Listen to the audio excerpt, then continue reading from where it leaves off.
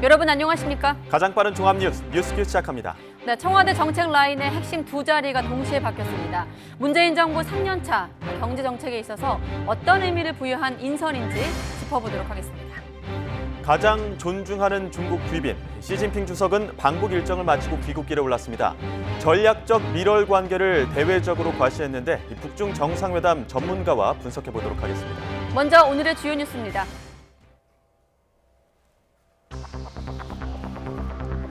문재인 대통령이 경제 분야 핵심 참모인 청와대 정책실장에 김상조 공정거래위원장을, 신임 경제수석에는 이호승 기획재정부 1차관을 각각 임명했습니다. 정부의 경제정책 기조를 유지하겠다는 의지로 풀이됩니다.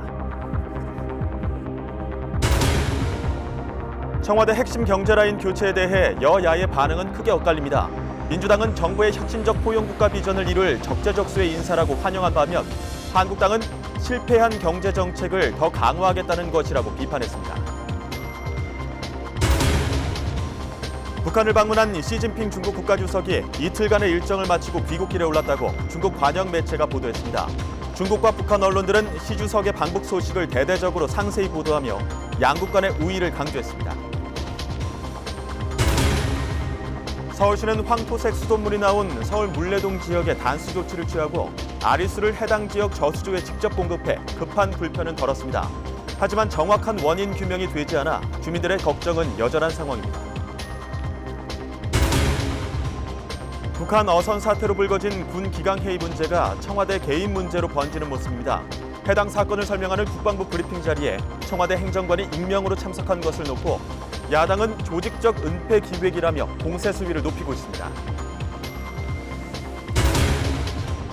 필리핀에서 숨진 채 발견된 여행 칼럼니스트 주영욱 씨 사망 사건에 대한 의문이 커지고 있습니다. 단순 사업차 방문자의 사망 사건으로는 이례적인 양상을 보여 한국과 필리핀 경찰이 공조 수사를 벌이고 있습니다. 네, 문재인 대통령이 새 청와대 정책실장에 김상조 공정거래위원장, 또 경제수석에는 이호승 기획재정부 1차관을 각각 임명했습니다. 네, 오늘 청와대 경제라인 교체를 시작으로 다음 달까지 청와대 참모진 개편과 총선을 앞둔 중폭 이상의 개각이 잇따를 전망입니다. 취재기자 연결합니다. 김도원 기자. 네, 청와대입니다. 네, 핵심 경제 참모 두 사람이 바뀐 건데 정책 기조를 유지하면서도 성과 창출을 독려하겠다 이렇게 해석이 되고 있더라고요. 그렇습니다. 두 사람 모두 현 정부 출범 때부터 경제 분야에서 핵심적인 역할을 맡아온 인사입니다. 김상조 신임 정책실장은 이번 정부 초대 공정위원장으로 지금까지 일해왔고, 잘 알려졌다시피 참여연대 경제개혁센터 소장을 지냈던 재벌개혁 전도사입니다. 또 이호승 신임 경제수석은 이번 정부 첫 청와대 일자리 기획비서관을 지냈는데 기재부 1차관으로 부임한 지 반년 만에 수석비서관으로 청와대에 복귀했습니다.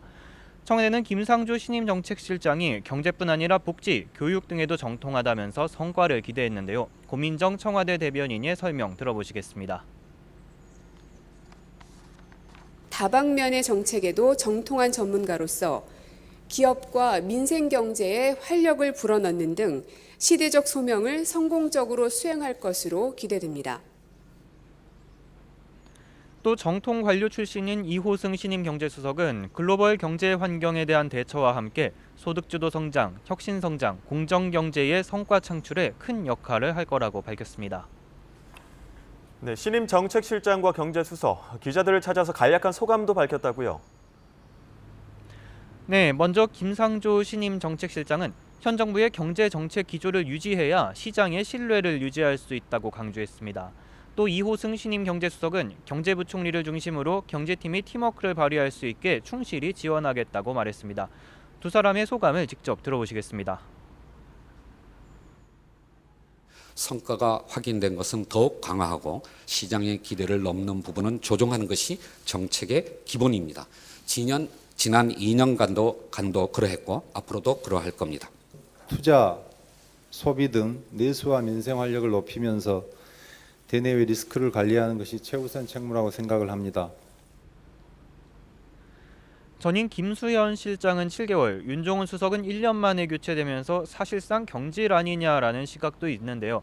하지만 김 실장은 포용국가의 기반을 다졌고 윤 수석은 혁신 전략 마련에서 성과를 거두는 등 자기 역할을 다 했다고 청와대는 밝혔습니다.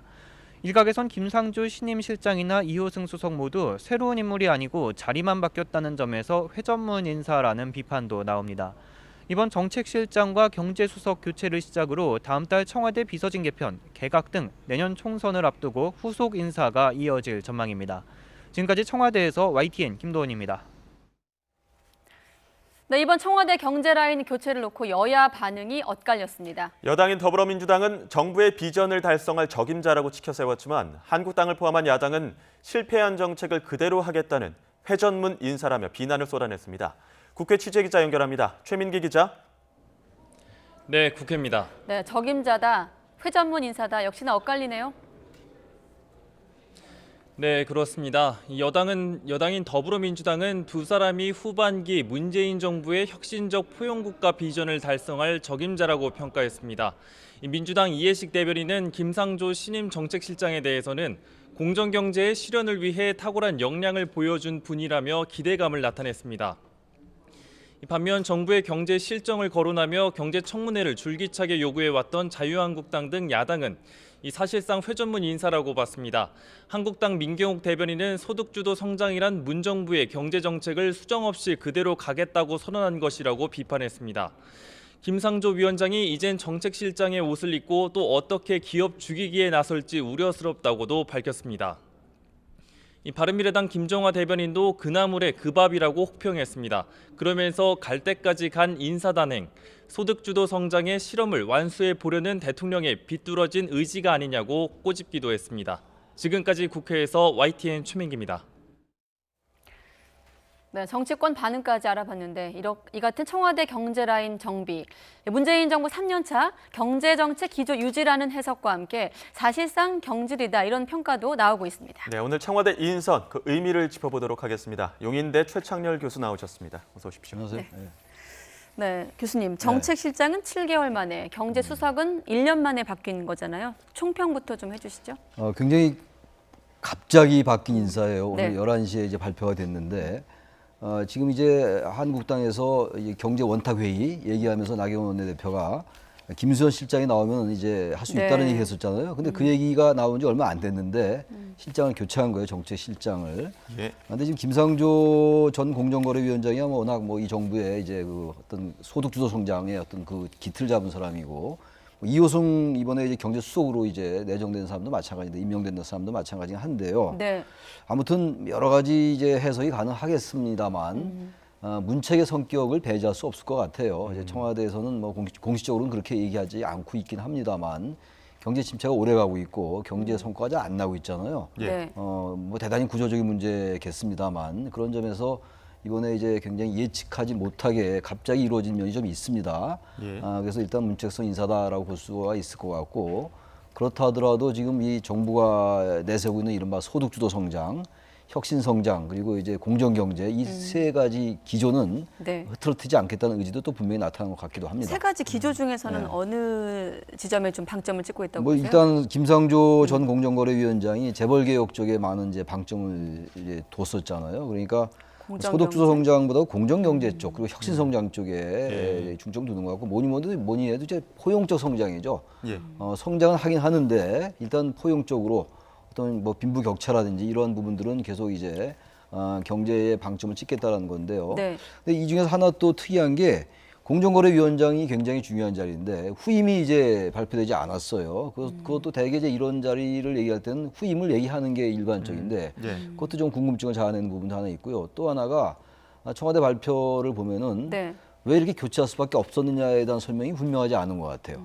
그런 점은 언론이 굉장히 궁금하게 여기는 부분 중에 하나거든요. 배경 설명이 부족했다고 부족한 것 보시는 같아요. 좀. 거군요. 뭐 설명을 하긴 했습니다만 보다 좀 구체적인 설명이 있었으면 하는 아쉬움이 좀 있습니다. 네, 일단은 뭐 성과 창출을 가속화하는 데 역할을 할 것이다 이렇게 네. 청와대는 설명을 했고 마침 또 김상조 실장 같은 경우도 성과가 확인된 것은 더 강화하고 또 시장의 기대를 넘는 부분은 조정하는 것이 정책의 기본이라고 소감을 밝혔거든요. 일단 성과가 확인됐다. 이 부분은 어떻게 좀 해석할 수 있을까요? 성과 확인됐다는 건 그래서 좀 언론적인 얘기 같아요. 네. 성과라는 게 경제 지금 집권 3년 차잖아요. 네. 근데 경제가 뭐 이제 야당 특히 한국당에서는 소득주도 성장 때문이다. 뭐 최저임금 인상 때문에 경제가 어렵다라고 얘기하는데 예. 그런 한두 가지 요인 때문만은 분명히 아니죠. 구조조정이라는 부분도 있고 또 제조업의 어떤 여러 가지 구조적인 문제 같은 것들이 있기 때문에 그렇게 보기는 어려운데 적어도 이 정부 입장에서 볼 때는 나름대로 이제 성과를 내기 시작했다라고 또 판단하고 있는 겁니다. 그러니까 여당과 야당이 전혀 보는 이제 시각이 다른 거죠. 네.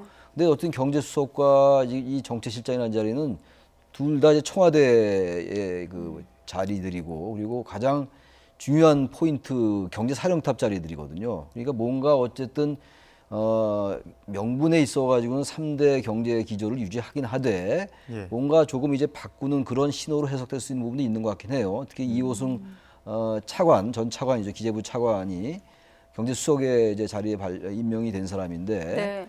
이런 부분들은 좀 뭔가 바꾸겠다는 의지가 보이는 것 같기도 합니다. 어쨌든 관료 출신이니까 행시 출신이고 예. 그런 점에서 볼 때는 조금 이제 소득주 성장은 유지한다 하더라도 기본적으로 뭔가 조금 이제 성장 쪽에 방점을 찍지 않을까라는 그런 이제 생각도 들기도 합니다. 이게 뭐 갑작스러운 교체기도 하고 배경에 대한 설명이 없다 보니까 여러 관측들이 나오고 그렇습니다. 있는데 예. 말씀하신 것처럼 어떤 경제 사령탑 청와대 안에서의 그 두 축을 한꺼번에 동시에 교체했다는 것도 다른 의미 어떤 뭐 해석이 가능하지 않을까요? 대개 그 자리가 두 자리를 바꾼다 하더라도요. 그 둘 다 하나는 장관급이고 하나는 차관급이지만 그 장차관급 이상의 의미를 갖는 자리들이란 말이에요. 경제에 있어서. 그러니까 분명히 어떤 경제 라인에 대한 문책이라는 성격이 하나 있을 것이고 아까 말씀드린 바와 같이 네. 두 번째는 어쨌든 경제 라인을 바꿈으로써 뭔가 시장의 새로운 분위기, 새로운 어떤 심리적인 어떤 효과 이런 것들도 노렸을 만합니다. 예. 기본적으로. 근데 어쨌든 또 하나가 공직사회의 분위기를 다시 다잡는 거 이런 효과도 좀 있지 않을까. 이 자리가 굉장히 중요한 자리들이기 때문에 네. 그리고 이제 집권 3년 차에 또 여러 가지 다른 자리, 다른 어떤 개편도 있을 거 아니겠어요? 예. 그런 것들을 염두에 둔 인사라고 볼 수도 있는 것 같고 내년 총선과도 연관시켜 볼 수 있을 것 같고요. 네. 굉장히 다각적인 포석이라고 생각할 수 있을 것 같습니다. 예. 다각적인 포석이다. 네. 그럼 강론으로 한번 들어가서 교수님께 또 하나씩 여쭤보도록 하겠습니다. 일단은 큰 틀에서는 지금의 정책 기조를 유지하는 것으로 이제 해석이 되고 있는데 네. 앞서 뭐 국회 반응도 보셨지만 회전문 인사라는 비판도 있었고 또 뭐 그나물의 그 밥 이런 표현도 있었고요. 그러다 보니 경제 지표 성과들이 기대를 충족시키지 못하다 보니까 아마 이런 반응들도 나오는 게 아닌가 싶은데 사실상 경질이다 이렇게 보는 해석도 있어요. 지금 이제 그 두 자리 다 정책수석도 그렇고 정책실장도 그렇고 경제수석도 그렇고 얼마 안 됐어요. 네. 한 분은 7개월 정도 됐고 윤정원 전 경제수석의 경우는 360일이니까 1년이 채 안 된 거예요. 굳이 따지면은 그럼 시기가 좀 앞당겨진 것처럼 느낄 수가 있는 거거든요. 그러니까 당연히 문책성 인사라는 평가가 나올 수밖에 없죠. 그리고 지금의 경제 상황이 썩 좋지가 않으니까 그리고 일자리라든지 이 고용 문제가 하루아침에 해결될 문제가 아니거든요. 네. 그런 점에서 볼 때는 문재인 대통령이 성과를 내야 된다, 성과를 도출해야 된다라고 말씀을 하셨는데 어떤 가시적인 성과 같은 경우는 대단히 부진한 것만은 사실이잖아요. 경제가 네. 좀 어렵고 그러니까 당연히 이제 경질이라는 얘기가 나올 수밖에 없는 건데 제가 계속 궁금한 거는 전혀 이러한 예측이 잘 이루어지지 않다가 예. 너무 갑자기 이루어진 것이 아닌가라는 생각이 들어서 그리고 네. 배경 설명이 좀 약간 미약해 보이기도 하고요. 그런 점에서는 그 내부적으로 뭔가 다시 좀 지켜볼 필요가 있을 것 같기도 합니다. 네. 경제 지표들이 최근에 뭐 성장률 네. 전망들이 좀 이제 안 좋게 안 좋게 나오면서 나왔다는 그런 것과 연관돼 있을 것 같습니다. 어쨌든. 네. 그러면 그런 부분에서 본다면 그런 맥락에서 본다면 좀 수정을 한다면 어떤 부분들이 좀 정책에서 큰 틀은 아니지만 그러니까 지금 야당의 특히 이제 보수 진영에서 계속 얘기하는 게 지금 이제 전망치가 나오고 있습니다만 일단 이 소득주도 성장을 바꿔라.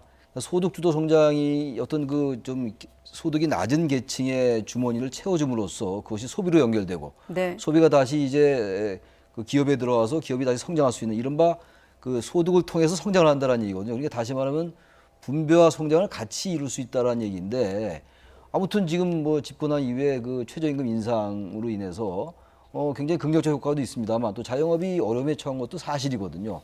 그래서 어쨌든 이 소득주도 성장을 공식적으로 폐기해라라는 게 보수 진영, 야권, 특히 한국당의 주장이거든요. 네. 포용적 성장이라는 개념으로 미뤄볼 때 포용적 성장과 소득주도 성장은 같이 가는 개념이거든요. 그러니까 포용적 성장을 정부가 내세우고 있는데 소득주도 성장, 이런 소주성이라고 얘기하는 이걸 포기할 수는 없는 거예요. 그러니까 어쨌든 이것들의 이 소득주도 성장의 부작용이나 이러한 그 잘못된 점을 보완하면서 그러나 큰 기전 유지해야 되겠죠. 왜냐하면 양극화의 문제나 빈부격차의 문제는 역시 우리 사회가, 우리 경제 사회가 이게 대면하고 있는 아주 중요한 난제 중에 난제거든요. 그래서 완전하게 성장 지향 일반도로 갈 수는 없는 거겠죠. 어쨌든 네. 그럼에도 불구하고 소득주도 성장이 가지고 있는 한계는 분명히 있어 보여요. 그런 것들에 대한 어떤 그 시장에 대한 하나의 그 답변이 될 수 있는데 시장이 과연 그렇게 해석할 수 있을지는 또 별개의 문제라고 보여집니다. 예, 큰 틀에서 어떤 정책 기조를 유지하겠다는 뭐 의미로 본다면 이 회전문 인사라는 비판에 대해서는 어떻게 보십니까?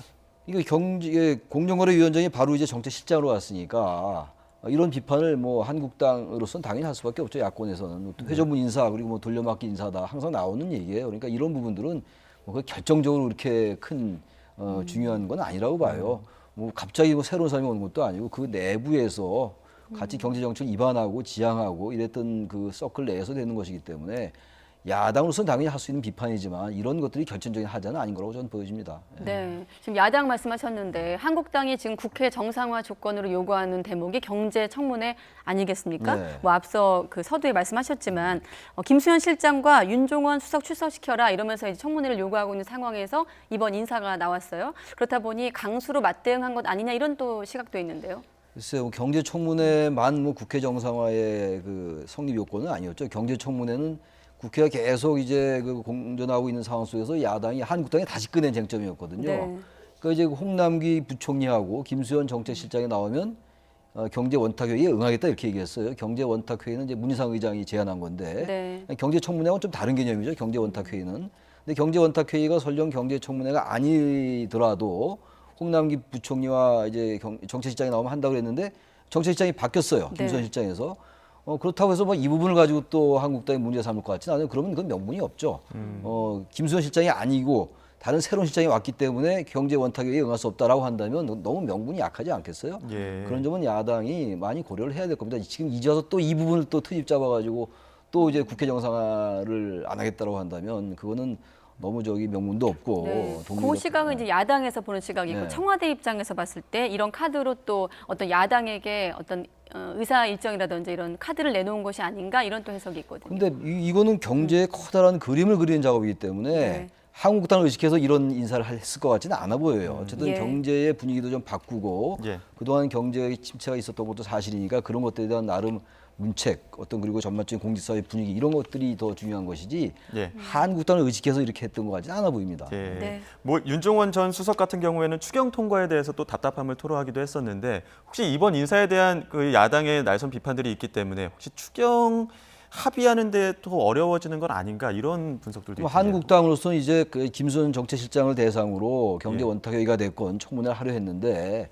또 인사가 바뀌니까 이 부분을 가지고 또 한국당이 문제 삼을 수 있을 거예요. 그러면 이제 추경 통과가 더 어려울 수 있겠죠. 지금 어쨌든 한국당으로서는 추경은 그 재부만 하자는 거 아니겠어요? 예. 이 경제를 살리기 위한 추경은 맞지 않는다라는 게 한국당의 기본 관점이고 주장이거든요. 근데 아무튼 이제 인사가 바뀌면 그걸 다시 원래 주장을 네. 더 강화할 수 있는 그런 야당에서 볼 때는 그렇게 생각할 수 있을 것 같기도 하긴 합니다. 네. 자, 시간 관계상 두 가지 질문을 한 번에 드릴게요. 네. 일단 인적 쇄신 측면에서 또 이번 인선을 보는 시각도 있고 또 한 가지는 회전문 인사의 어떤 시각을 연장해서 보면 뭐 김수현 실장이라든지 윤 수석의 다음 행보도 관심이거든요. 이를테면 이제 빈자리를 채우면서 연쇄적으로 좀 인사가 있는 것 아닌가까지 이제 시각이 나오고 있는데 우선 이제 공정거래위원장 후임을 빨리 발표해야 될 거예요. 그 네. 워낙 중요한 자리고 공정경제에 있어서 굉장히 중요한 그 함의를 가지고 있는 자리니까 그렇다고 네. 해서 이 두 분이 김수현 실장이나 윤종원 전 수석이 그 자리를 가기는 어려울 것 같고요. 그거는 뭐 너무나 회전문 인사죠. 그렇게는 안 할 거라고 보는데 예. 다른 경제부처 인사가 필요하다면 그 두 사람이 다시 중용될 수 있는 가능성은 충분히 있다고 생각을 합니다. 네, 알겠습니다. 뭐 지금까지 하신 말씀을 간단히 요약을 하면 큰 틀에서는 정책 기조 기존 유지지만 유지한다라는 거. 미세하게는 네. 조정도 할 수도 있을 그 것이다. 문책성인 성격은 배제할 수 없을 것 같다. 이런 얘기입니다. 예, 알겠습니다. 지금까지 용인대 최창렬 교수와 함께 청와대 인사 분석해봤습니다. 고맙습니다. 네, 시진핑 주석이 오늘 오후 평양을 출발해서 귀국길에 올랐다고 중국 관영 매체가 보도했습니다. 중국 관영 언론은 시 국가주석의 이번 북한 방문 소식을 이례적으로 신속하게 그리고 대대적으로 보도하고 있습니다. 베이징 먼저 연결해서 자세히 알아보겠습니다. 강성웅 특파원. 네, 베이징입니다. 네, 시 주석의 평양 출발 소식 중국 관영 매체 어떻게 보도가 되고 있습니까? 네, 조금 전에 중국 관영 CCTV의 모바일 뉴스에서 시진핑 주석이 북한 방문을 마치고 귀국길에 올랐다고 짧게 소식을 전했습니다. 시 주석이 평양을 출발했다면서 평양 공항에 시민들이 나와서 환송하는 사진도 한 장 올렸습니다. 그리고 뒤이어 신화통신도 같은 내용을 속보로 보도했습니다.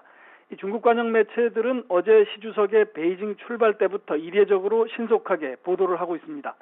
관영 매체가 시 주석의 동정이나 외국 방문 소식을 이렇게 속보로 보도하는 경우는 거의 없습니다. 행사가 끝난 뒤 저녁 뉴스나 또는 그 다음날 모아서 전하는 것이 일반적인데 이번은 좀 이례적인 것 같습니다. CCTV는 또 어제 저녁 7시 종합뉴스 때부터 지금까지 20시간 넘게 매시간 20분 정도씩 시 주석의 방북 소식을 보도하고 있습니다. 시 주석의 이번 방북이 북한과 중국이 서로를 필요로 하는 시점에 이루어졌기 때문에 좀 더 대대적으로 보도를 하는 것 같습니다. 네, 매 시간 이렇게 방송을 하고 있다. 중국의 관영 매체들 사실상 이 중국 정부 입장을 대변하는 건데 보도의 내용은 주로 어떤 내용들입니까? 네, 시 주석이 수교 70주년을 맞아서 중국 최고 지도자로서 14년 만에 방북을 한 만큼 이 북중 관계가 한층 좋아진다는 내용이 많습니다. 인민일보는 북중이 초심을 잊지 말고 손을 잡고 전진하자는 제목의 논평을 싣기도 했습니다.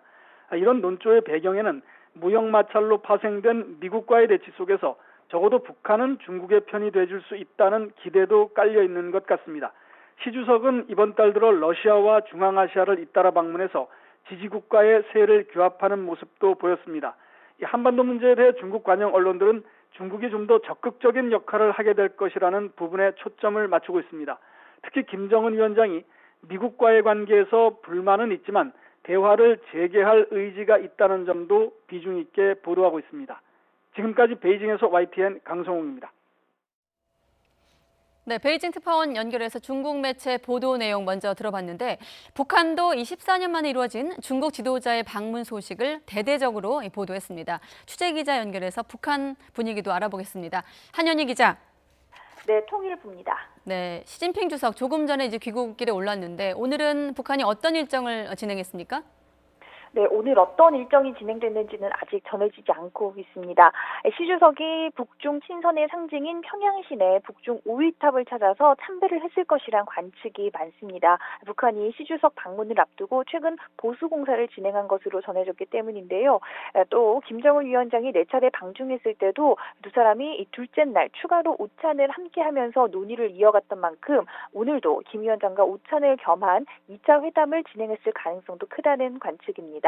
어제 공항과 금수산 궁전 두 곳에서 환영 행사를 진행했던 것처럼 오늘도 대대적인 환송 행사를 진행했을 것으로 보입니다. 그렇군요. 자, 그리고 북한 언론들 시 주석 방북 소식을 대대적으로 보도하고 있죠? 네, 시진핑 주석 방북을 앞두고 노동신문에 특집 기사까지 실으며 분위기를 띄웠던 북한. 오늘 오전부터 대대적으로 시진핑 주석의 방북 소식을 전하고 있습니다. 북한 매체들은 시 주석과 김 위원장의 회담이 동지적이며 진지하고 솔직한 분위기 속에서 진행됐고 논의된 문제들에서 공통된 인식을 이룩했다고 전했습니다. 그러면서 양측이 북중 관계를 깊이 있게 발전시키는 것이 지역의 평화와 안정, 발전에 유리하다고 평가했다고 밝혔습니다. 또 북중 간 전략적 의사소통을 긴밀히 하고 고위급 교류의 전통을 유지하는 동시에 각 분야에서의 교류와 협조를 심화하기 위해 노력하는 데 합의했다고 전했습니다. 자, 그리고 어제 성대한 환영 행사 등에 대해서는 어떻게 전했습니까? 네, 별도 기사를 통해서 공항에서의 환영 행사와 평양 시내에서 진행된 두 정상의 퍼레이드, 금수산 궁전에서 진행된 두 번째 환영 행사 등을 자세하게 보도했습니다. 또 다른 기사에서는 어제 진행된 연회와 두 정상의 집단 체조, 또 예술 공연 관람 소식을 실었습니다.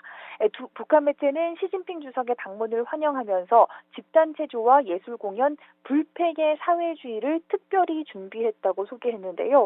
시 주석을 위해서 10만여 명이 동원되는 집단 체조를 대폭 수정해서 맞춤형 공연으로 선보였다는 평가입니다. 이와 더불어 김정은 위원장이 시진핑 주석을 집무실인 노동당 본부청사로 초청해서 기념 촬영을 했다고도 보도했는데요. 김정은 위원장이 국정 운영의 핵심인 노동당 정치국 성원들과 함께 본부청사에서 방북 중인 외국 정상과 별도의 기념 촬영을 한 것은 상당히 이례적인 일입니다. 특히 양국 정상이 금수산 영빈관에서 회담을 하고 별도로 자리를 옮겨서 기념 촬영을 했다는 점이 주목된다는 평가입니다. 지금까지 통일부에서 YTN 한현입니다. 네, 그런데 북중 정상회담에 맞춰서 미국 정부가 북한을 17년 연속 최악의 인신매매 국가로 발표해 의도에 관심이 쏠리고 있습니다. 중국 역시 인신매매국 최하위 등급에 올렸습니다. 워싱턴 김희준 특파원의 보도입니다. 미 국무부가 발표한 2019 인신매매 실태 보고서. 올해도 어김없이 북한을 최하위인 3등급 인신매매 국가에 올렸습니다. 17년 연속입니다. 국무부는 북한 정권이 인신매매 근절을 위한 최소한의 기준도 충족하지 못했다고 지적했습니다. 정치범 수용소에서의 잔혹행위와 강제노역 수출 문제 등을 부각했습니다. 그로 인해 얻은 수익을 핵과 대량살상 무기 개발에 전용해 왔음을 시사했습니다.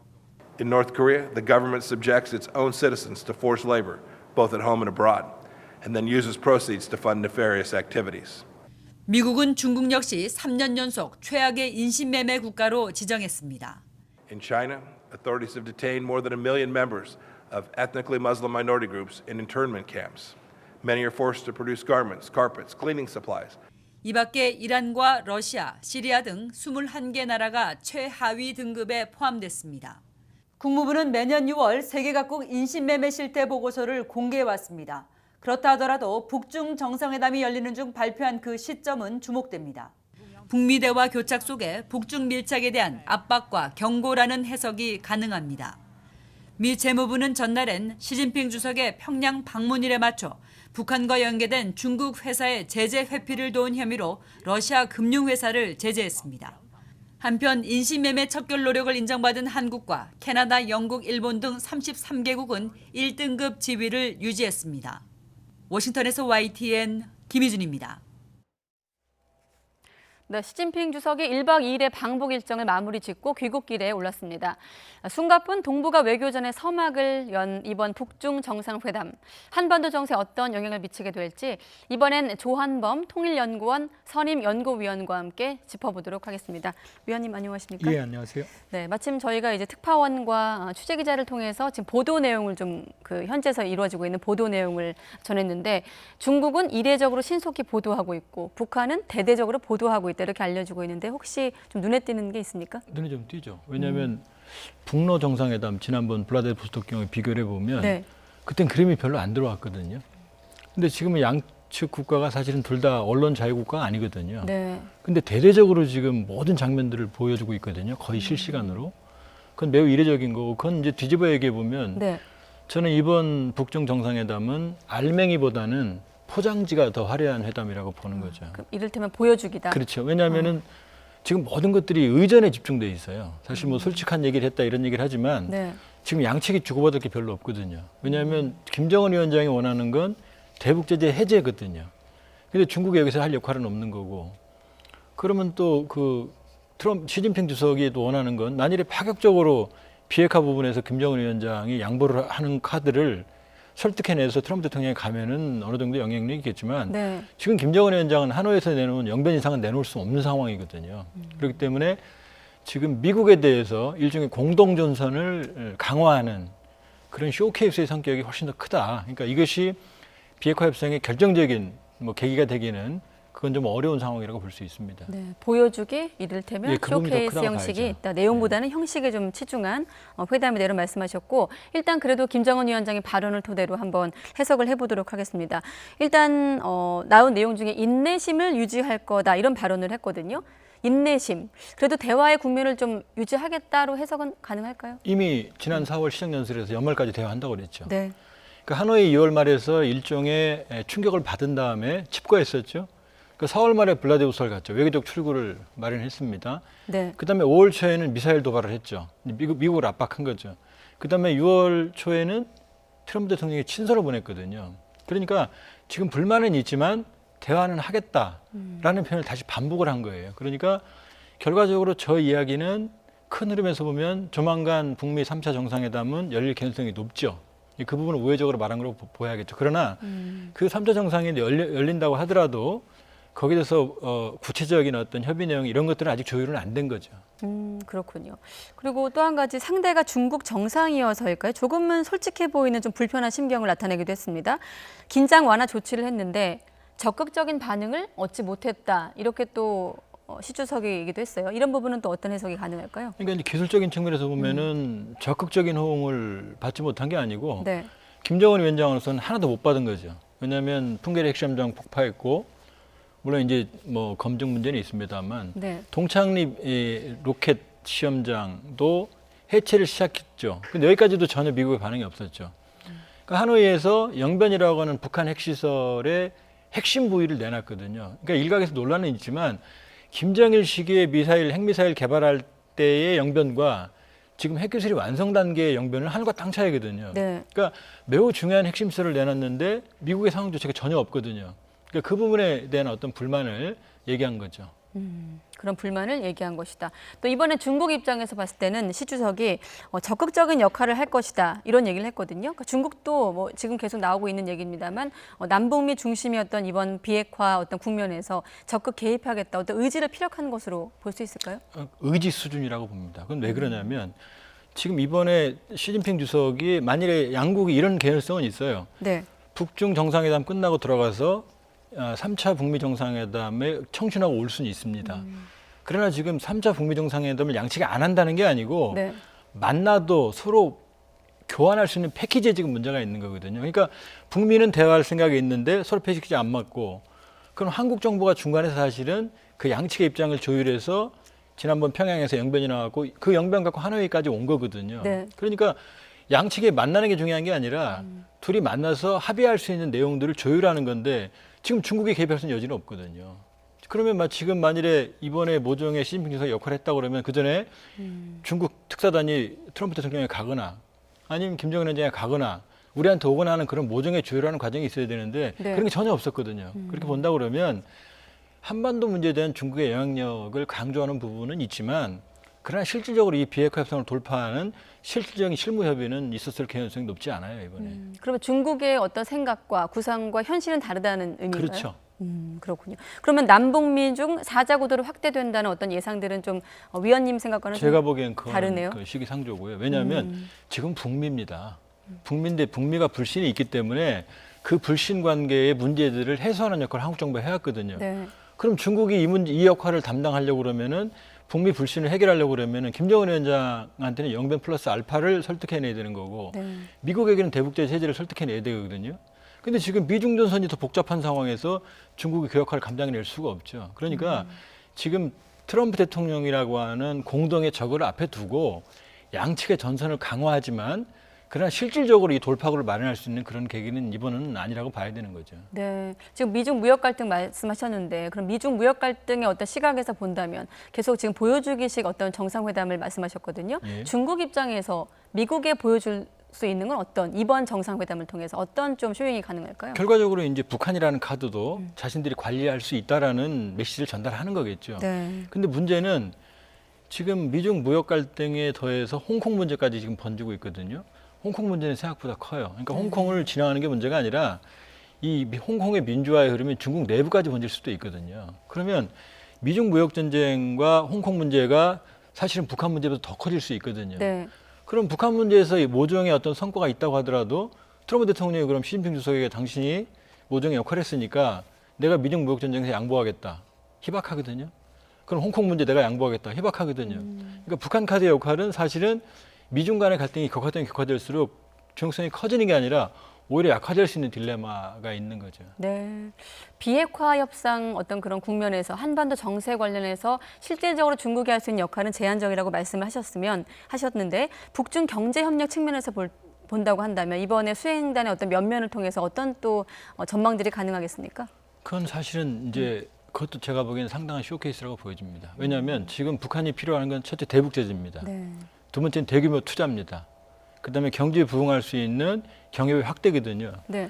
근데 여기서 대북 제재 국면에서 아무것도 가능하지가 않아요. 그러니까 지금 시진핑 주석이 가져갔다고 그러면 아마 식량 지원, 생필품 지원 요 정도죠. 네. 아마 상당한 정도예요. 나머지는 지금 합의했다고 그래도 즉각적으로 할 수 있는 게 아무것도 없거든요. 그렇기 때문에 저런 어떤 대규모의 경협단도 일종의 과시형 어떤 보여주기식의 성과가 큰 거지 네. 실제로 당장 북중 간의 경협이 활성화되거나 확대되거나 그럴 가능성은 없죠.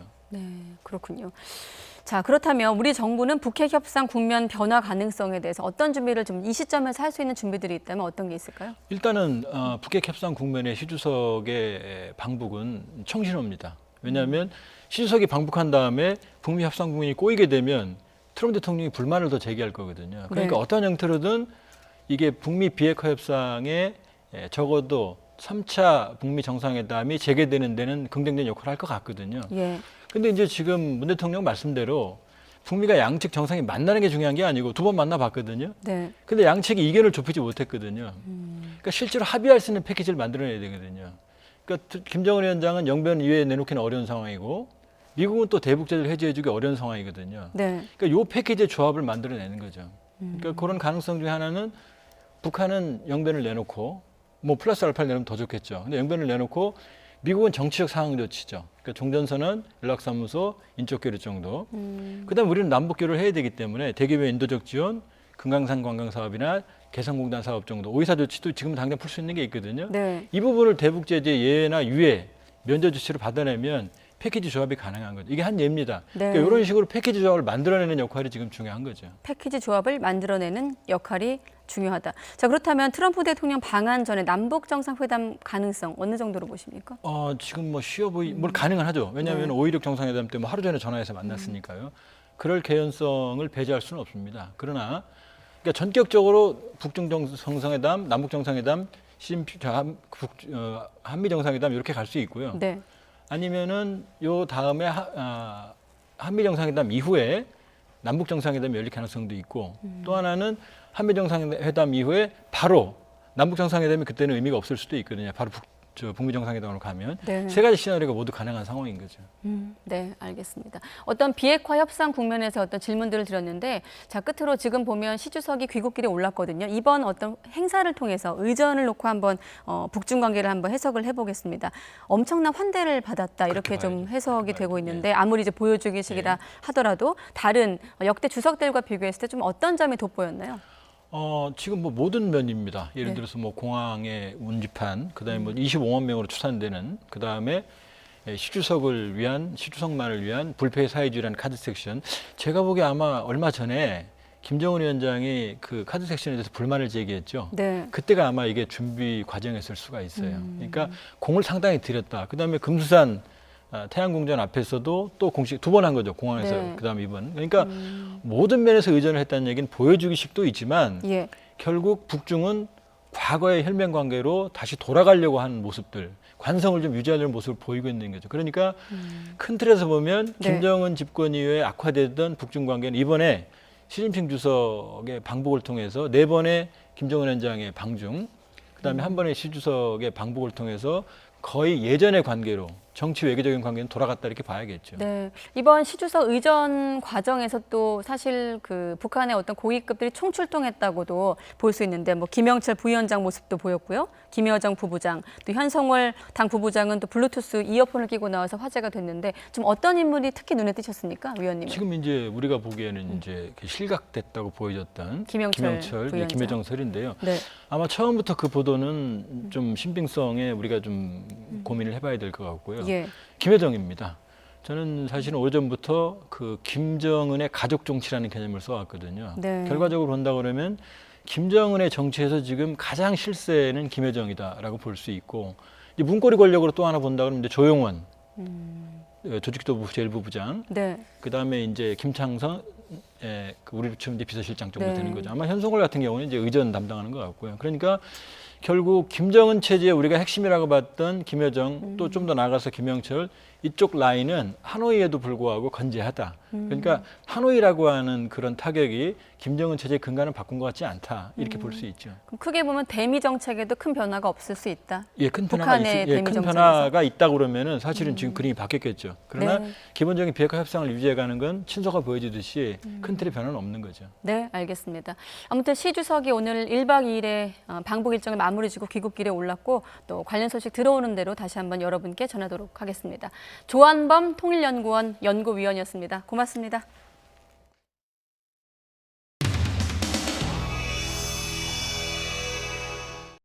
적응이 안 돼.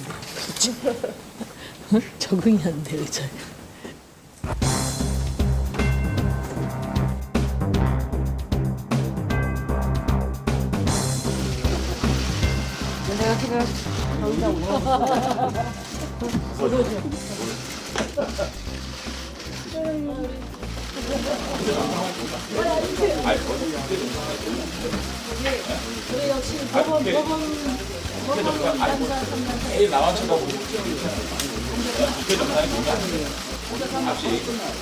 자유한국당에서 유일하게 바른말 하는 사람. 맨날 나만 보니까 보기 싫죠. 우리 저기 장난감 박수 한번 쳐주시죠. 아 이거 바른 말 정상화 국회 정상화 도움이 안 돼. 이거는 국회 정상화 도움이 안 돼. 국회 정상화 도움이. 그래서 그 선거구 확정입니다.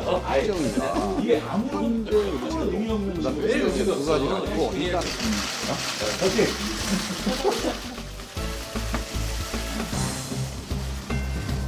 성원이 되었으므로 제11차 정치개혁위원회를 회의하겠습니다. 이렇게 정개특위를 가동하는 거에 대해서 제1야당을 자극하는 거 외에는 정말 도움이 안 됩니다. 일단 활동 시한이 열흘밖에 안 남았다는 사실을 좀 나머지 열흘 더 기다려서 정치개혁위원회를 고사시키자. 정치개혁을 고사시키자. 이게 자유한국당의 뜻입니다. 누더기 연동형제가 개혁이라고 주장하시는 겁니까? 저는 개악이라고 생각합니다. 그러한 누더기 그 몇 명 안 되는 비례대표를 권역별로 찢어놓고 회의를 열고 회의에 나와서 자기 대안을 가지고 주장을 해야 합니다. 근데 회의를 계속 안 하고 늦춰달라. 우리 장관사 잠깐만 계세요. 지금 방해하시는 겁니까? 회의를? 위원장님 지금 자유한국당 선거하려고 모였어요? 자유한국당 선거하려고 모였어요? 선거를 해야죠. 놀고 국회가 무슨 말인지 아세요? 놀고 먹는 국회라는 뜻이에요. 상임위 전체를 왜 이러는지 이해가 안 됩니다. 차라리 소위를 열었다면 또 이해가 되지만 저는 장제원 의원님의 그 호통 그리고 날카로운 지적과 비판 제가 봤을 때 어떨 때는 좀 막무가내식의 억지 주장 이런 부분이 이렇게 그리울 줄 몰랐습니다. 서로 얘기를 해야 되는 거구나. 서로 토론을 해야 되는 거구나. 근데 토론하고 얘기할 수 있는 공간 자체가 문을 닫아버리니까 참 어렵게 앉아 있습니다. 참 어렵게 이 자리에 앉아 있는데 자리에 앉아 있는 사람을 좀 조롱하는 듯한 발언이 나온 것 같아가지고 굉장히 좀 제가 좀 지적을 안 할 수가 없어서 의사진행을 드렸습니다. 네, 우리 장제원 간사님 같은 의견도 존중합니다. 대신에 위원님들 다 들어오셔서 진지하게 의견 교환이 이루어졌으면 좋겠어요. 아무튼 오늘 그래도 끝까지 자리를 지켜주셔서 우리 장제원 위원님께 감사한 말씀 드립니다. 사내를 선포합니다.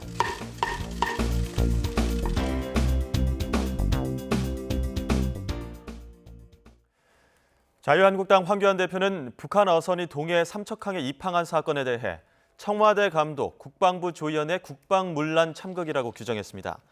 황 대표는 안보의원총회에서 해경의 최초 보고서가 청와대 누구에게 보고됐는지, 대통령은 받아봤는지, 청와대가 축소 은폐에 개입했는지 세 가지 물음에 문재인 대통령이 직접 말해주길 바란다고 지적했습니다. 이어 국방부 장관의 90초짜리 사과로 끝낼 일이 아니라 정의용 청와대 국가안보실장과 정경두 국방부 장관을 포함한 정부 안보 라인을 경질하고 대통령이 직접 사과해야 한다면서 조직적인 축소 은폐 사건에 대한 국정조사를 요구했습니다. 이에 대해 청와대는 청와대 행정관이 국방부 브리핑룸에 간 것은 사전 조율을 위한 것은 아니라고 밝혔습니다.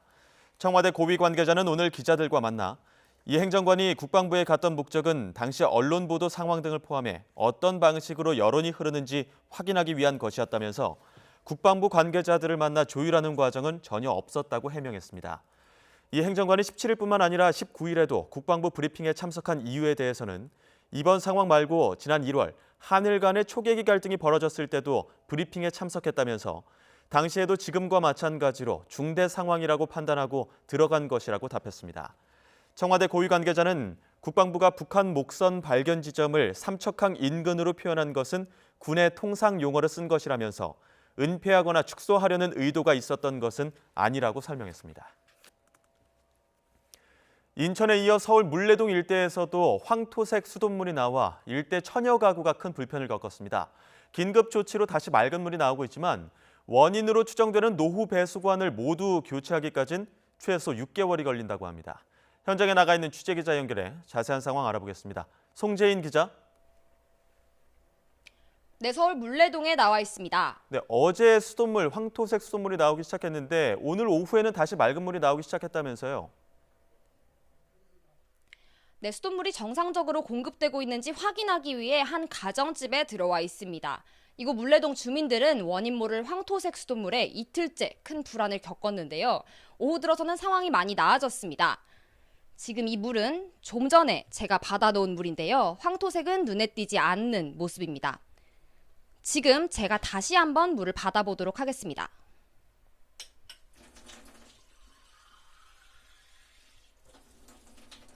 방금 다시 받은 물조차도 이렇게 맑은 상태의 이물질은 눈에 보이지 않는 모습입니다. 근심이 컸던 주민들은 이제서야 가슴을 조금 쓸어내리는 상황입니다. 하지만 앞서 긴급 단수 조치가 종료되고 물 공급이 재개된 직후에 다시 탁한 물이 나오기도 해서 주민들은 또 한 번 두려움을 느껴야 했습니다. 황토색 수돗물이 나온다는 민원은 어제 오전 처음 접수됐는데요.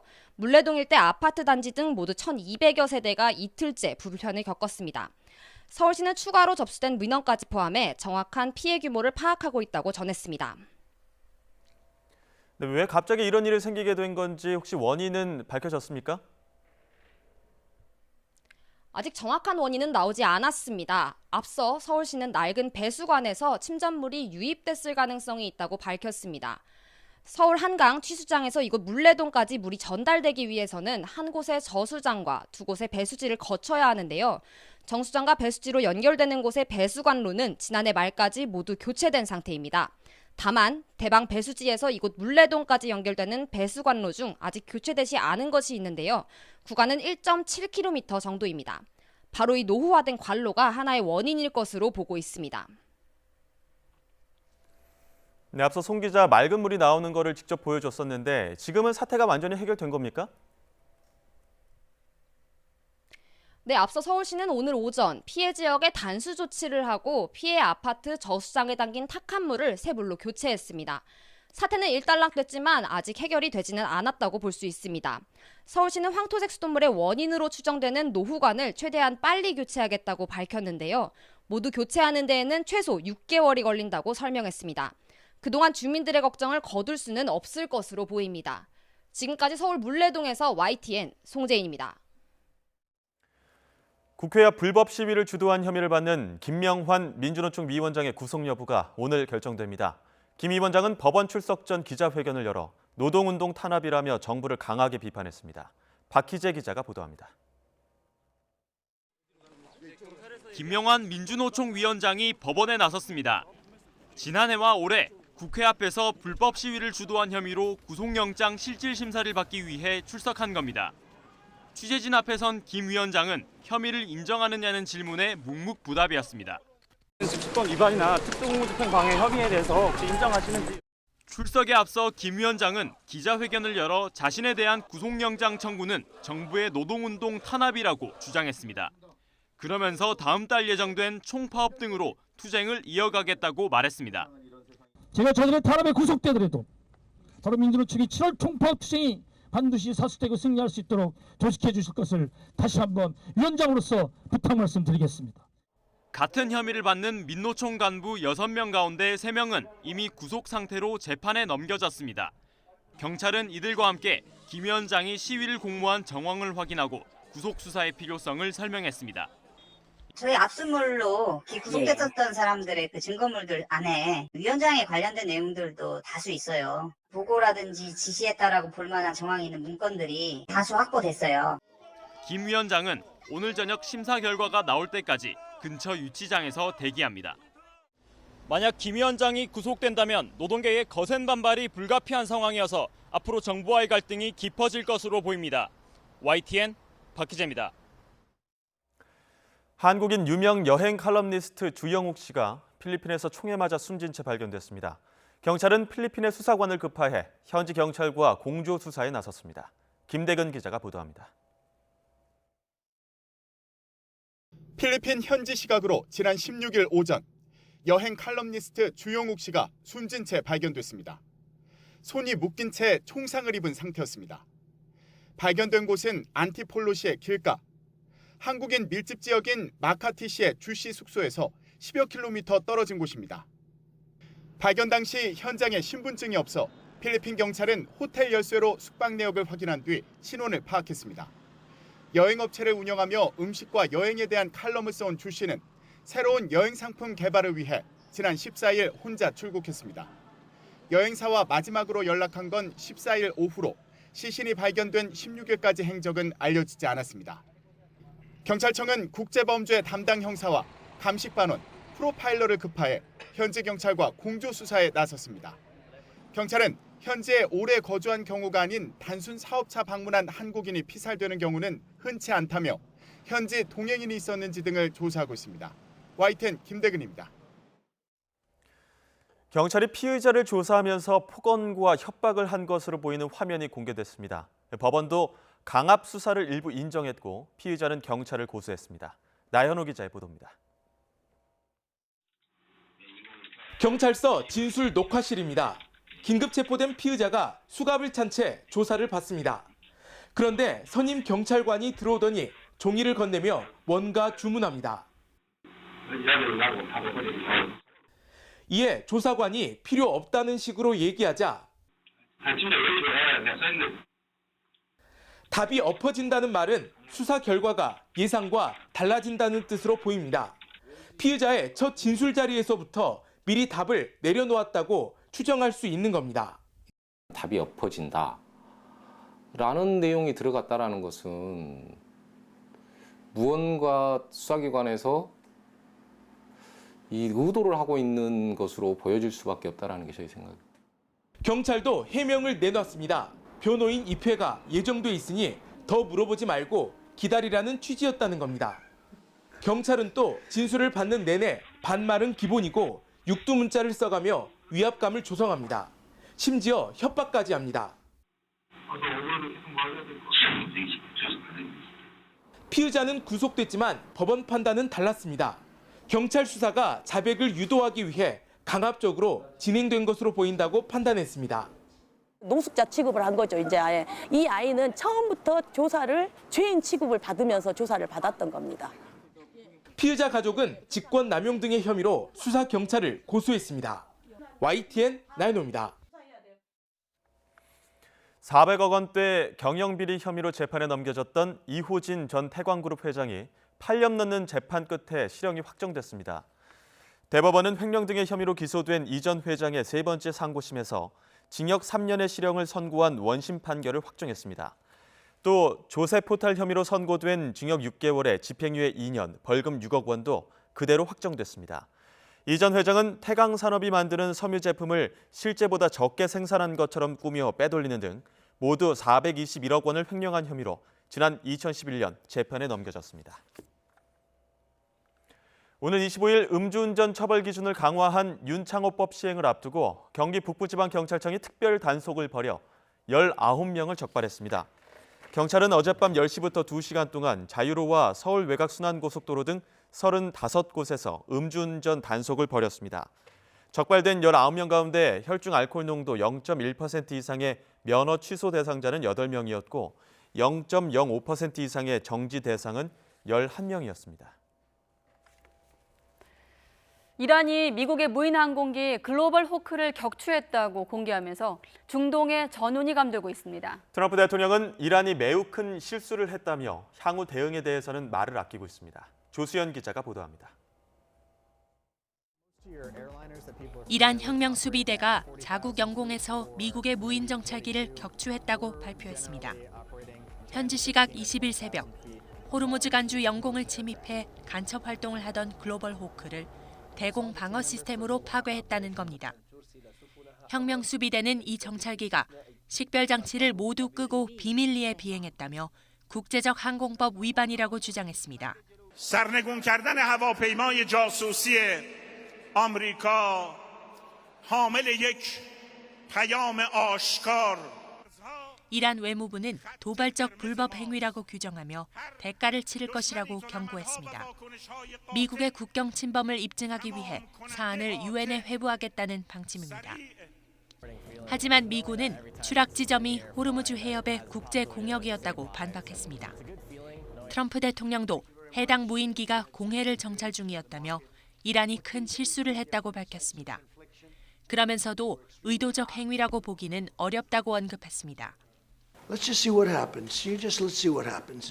I find it hard to believe it was intentional. If you want to know the truth, I think that it could have been somebody who was loose and stupid that did it. 백악관 참모들은 트럼프 대통령 주재로 소집된 긴급 회의에서 대응 방안을 논의했습니다. 유조선 피격에 이은 무인기 격추로 미국과 이란 간 충돌 우려가 커지면서 국제 유가는 급등했습니다. YTN 조수연입니다. 네, 이렇게 이란에 큰 실수를 했다고 말한 트럼프 대통령. 정찰 드론을 격추한 이란에 대한 보복 공격을 승인했다가 돌연 철회했다고 뉴욕타임스가 보도하기도 했습니다. 뉴욕타임스는 현지 시각으로 20일 백악관에서 국가안보 보좌진들과 의회 리더들 간의 격론이 벌어졌으며 늦어도 오후 7시쯤에는 군과 외교당국 관리들이 이란에 대한 공습을 예상했다고 다수의 행정부 고위 관계자를 인용해 보도했습니다. 관리들은 트럼프 대통령이 당초 이란 측 레이더와 미사일 포대 등을 상대로 한 공격을 승인했다고 밝혔습니다. 한 고위 정부 관계자는 공격 승인이 철회될 당시 군사작전이 초기 단계로 항공기는 이미 공중에 떠 있었으며 전함도 배치됐지만 철회 명령과 함께 미사일은 발사되지 않았다고 전했습니다. 교착 상태에 빠진 미중 무역 협상이 다음 주에 재개될 가능성이 있다고 홍콩 언론이 보도했습니다. 홍콩 사우스 차이나 모닝포스트 신문은 미국과 중국의 장관급 협상 대표들이 일본 오사카에서 G20 정상회의가 열리기 사흘 전인 오는 25일부터 만나 협의를 시작할 것으로 전망했습니다. 사우스 차이나 모닝포스트는 이번 G20 정상회의 때 미중 정상이 별도로 회담을 하기로 한 만큼 이를 준비하기 위해 로버트 라이트 하이저 미 무역대표부 대표와 스티븐 무누신 미 재무장관, 그리고 류허 중국 부총리 등이 사전에 협상을 시작할 것이라고 내다봤습니다. 네, 남이 잃어버린 지갑을 주운 사람은 지갑에 현금이 많을수록 주인을 찾아서 돌려줄 가능성이 크다는 조사 결과가 나왔습니다. 국제연구팀이 세계 40개 나라 355개 도시에서 직접 실험한 결과라고 합니다. 기정훈 기자가 보도합니다. 현금 13달러, 우리 돈 약 15,000원이 든 지갑과 현금 없이 명함만 들어있는 지갑. 어떤 지갑이 주인에게 돌아올까? 미국 미시간대와 스위스 취리대 등이 참여한 국제연구팀이 세계 40개 나라 355개 도시에서 지갑 17,000여 개를 이용해 사람들 반응을 조사해봤습니다. 그랬더니 13달러 지갑은 51%가 돌아왔지만 현금 없는 지갑은 40%만이 돌아왔습니다. 미국과 영국, 폴란드에선 금액을 높여봤습니다. 94달러 든 지갑은 무려 72%가 돌아왔습니다. 13달러 지갑의 61%, 현금 없는 지갑의 46%보다 회수율이 월등히 높았습니다. 정도의 차이는 있었지만 멕시코와 페루를 제외한 38개 나라에서 비슷한 결과가 나왔습니다. 연구팀의 미시간대 알렌콘 교수는 사람들이 다른 사람을 염려하는 경향이 있고 또 자신을 도둑으로 보길 꺼리기 때문이라고 분석했습니다. 지역별로는 유럽에서 잃어버린 지갑을 되찾을 가능성이 가장 컸습니다. 스위스의 경우 현금 든 지갑은 79%, 현금이 들어있지 않은 지갑 74%로 분실 지갑 열의 7 이상이 주인에게 돌아왔습니다. 하지만 페루와 카자흐스탄, 케냐, 모로코 등에서는 회수율이 10% 중반에서 20% 초반에 머물렀고 특히 중국은 현금 든 지갑 22%, 현금 없는 지갑 7%만이 주인을 찾아와 조사 대상 40개국 중 꼴찌의 불명예를 차지했습니다. 이번 조사에 우리나라와 일본은 포함되지 않았으며 이번 연구 결과는 국제학술지 사이언스 최신호에 실렸습니다. YTN 기정훈입니다.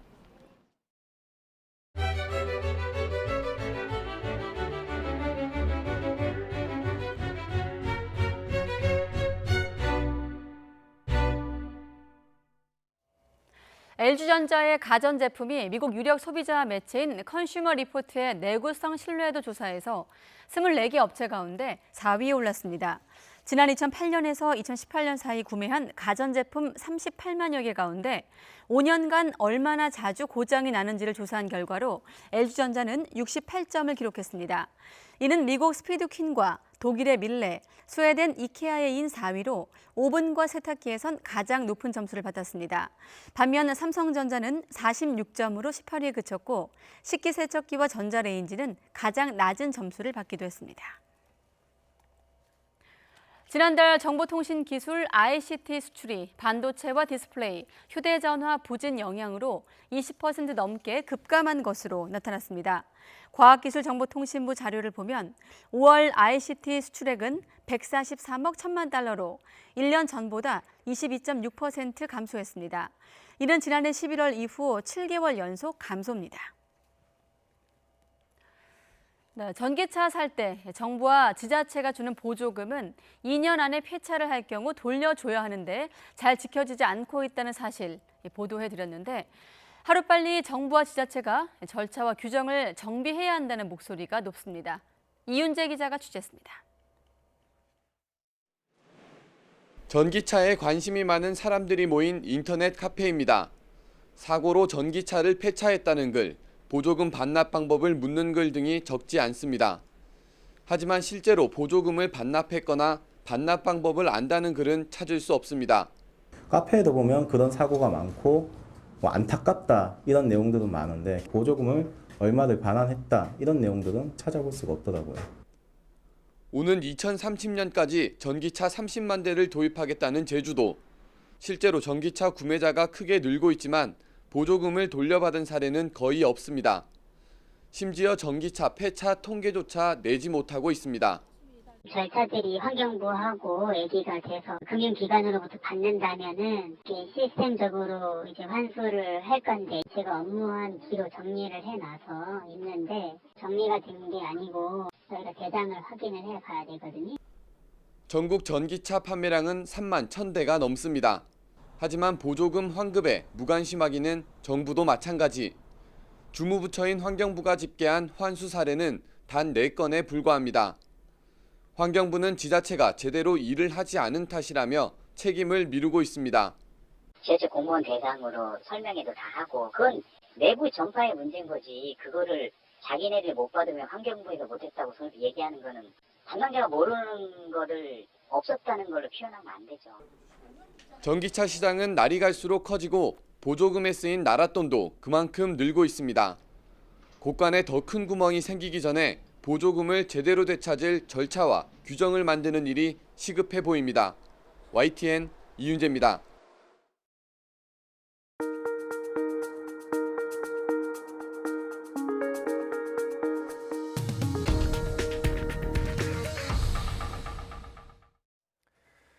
이른 아침 대전에 있는 필로티 건물 1층에서 불이 나 빌라 주민 18명이 병원으로 옮겨졌습니다. 신속한 대피와 구조 활동이 더 큰 피해를 막았습니다. 이문석 기자의 보도입니다. 어둠이 막 가신 시각, 건물 1층에서 검은 연기가 피어오르더니 시뻘건 불길이 솟구칩니다. 곧 소방차가 도착해 주민들을 구하고 지켜보던 사람들도 구조 작업을 돕습니다. 잠결에 화들짝 놀라 신발 신을 새도 없이 뛰쳐나갔습니다. 어디서 누가 그런 거 태우는 줄 알았어요. 고무 같은 거. 근데 조금 있으니까 막 펑펑 터지는 소리가 같이 나니까 18명이 옥상 등으로 대피하다가 연기를 마셔 병원 치료를 받았습니다. 계단으로 못 내려가니까 바로 옥상으로 올라갔죠. 계단 자체가 보이도 않고 연기가 이제 까맣게 보이니까. 불이 시작된 것으로 추정되는 1층 주차장입니다. 화면으로 보시는 것처럼 차량들이 폭격을 맞은 것처럼 변했고 천장 설비들도 불에 녹아 이렇게 무너져 내렸습니다. 차 8대가 불탔고 거센 화염에 인근 건물까지 피해가 번졌습니다. 필로티 건물 그리고 녹아내린 차들은 충북 제천 화재 참사를 떠올리게 했습니다. 다행히 건물 외벽이 가연성 외장재가 아닌 벽돌이었고 소방대가 신속히 도착하면서 더 큰 피해를 막을 수 있었습니다. 경찰과 소방본부는 방화 가능성을 열어두고 화재 원인을 조사하고 있습니다. YTN 이무석입니다. 애완곤충에 대해서는 호불호가 크게 엇갈리지만 아이들에게는 심리치료에 좋다는 연구 결과도 있는데요. 식용, 애완용 등 곤충의 활용도가 높아지면서 최근 곤충 산업이 크게 확산하고 있습니다. 보도에 이상순 기자입니다. 6, 7살 어린이들이 서울 강남의 애완곤충 경진대회장을 찾았습니다. 나비에서부터 사슴벌레, 커다란 애벌레까지 보기도 하고 만질 수도 있습니다. 어른보다는 선입견이 적다고 하지만 그렇다고 썩 내키는 건 아닙니다. 무섭기도 한데 재밌어. 무섭기도 한데 재밌어? 기만 나고 싶다. 그렇지만 선생님이 커다란 애벌레에 입맞춤하는 시범까지 보이자 이내 호기심이 더 커집니다.